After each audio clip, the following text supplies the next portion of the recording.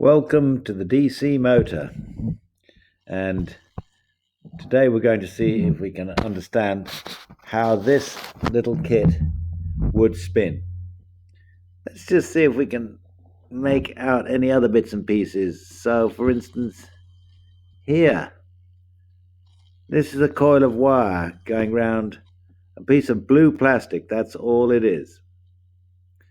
And here we can see the end of one wire, and the end of the other wire, you can just see it's around the other side. And then these devices, well, they're not really devices, they're bits of metal come down here. And so, there's two other things we need to actually make this device spin. The first is we need a power supply.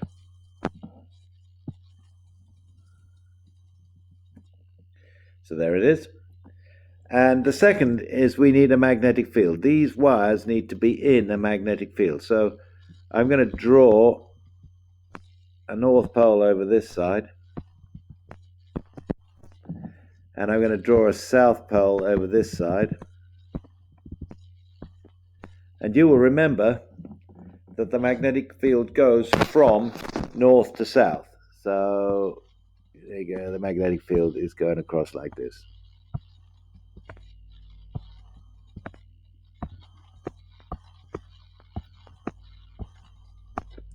There we are.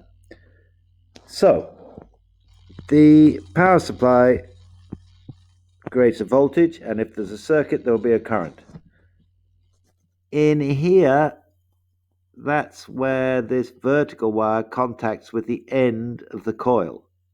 Then the current goes round here and round and right round the block and round and round and round and round and round until it comes round to the other side here, where I've just been shading. And then it goes down the other bit of vertical wire and then back to the battery. So that is the circuit.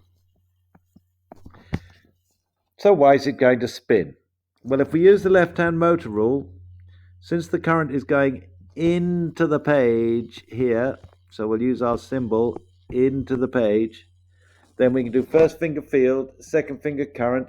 There's going to be a force downwards on that side. And then if we come over the other side, the magnetic field is going from left to right on this side too. So out with your left hand. Get it out now. Hold the fingers mutually perpendicular. First finger field. That's from left to right. Second finger current.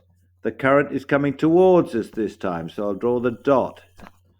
And so on this side, there will be a force upwards. So we get a force upwards on one side, a force downwards on the other, and away we go. It's going to spin. Can we have the next slide, please? Well, here is a diagram showing how to make this device. And I'll remind you that this bit of wire at the end here has been stripped of the insulation, whereas the rest of the wire has got plastic insulation on it. And this bit here was the blue plastic. And it's just there to make the shape of the coil. So we're going to wind this black wire around and round the blue plastic former until we get to the other side. And there it is. So I'm going to put in red yet again the ends, which are bare wire. And we had about, I don't know, 10 or 15 turns an hour. This one only shows 2, but that doesn't matter. You've got the idea. And the whole thing is mounted on an axle so that it can spin. Okay. Now these two little bits here shown in white, which I'm just shading in, they're just little bits of rubber, little rubber rings that hold the ends of the wires in position. Okay, so now we're going to mount the whole thing on an axle pass through the center with the 2 pins, and the whole thing is on a mounting board, and this can spin. This is the tricky bit. This bit is called the commutator. The commutator, C-O-M. Has it got two M's or one M?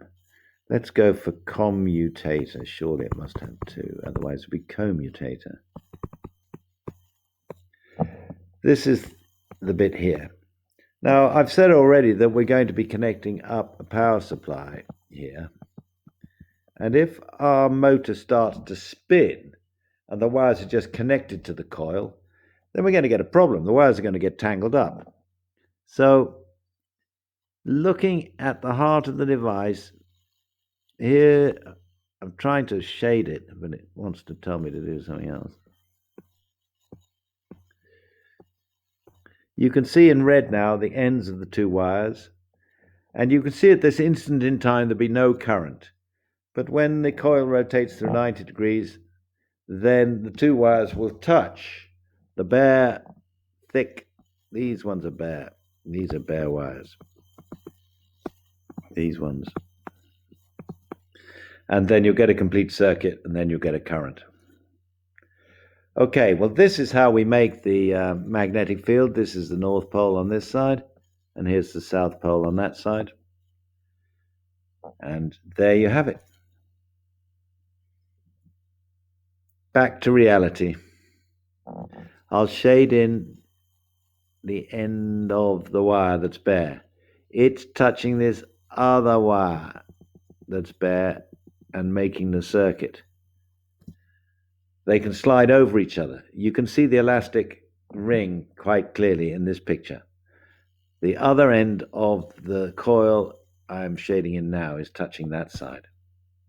So here's the picture from the other side. The amazing thing is that it works. And when we next meet, we will make one of these, and you will be amazed. It spins like crazy.